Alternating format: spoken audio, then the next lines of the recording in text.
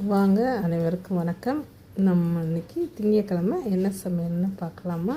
வாங்க. இங்கே சென்னையில் நல்ல மழைங்க. நேற்று நைட்டில் இருந்தே மழை பெஞ்சிக்கிட்டே தான் இருக்குது. குற்றாலச்சாரல் கணக்காக பெஞ்சிக்கிட்டே தான் இருக்குது. நிற்கவே இல்லை. குளிர் வேறு செய்யுது. ஓகே, ஸ்கூல் லீவ் விடுவாங்கன்னு நம்ம எந்திரிச்சதே லேட்டு.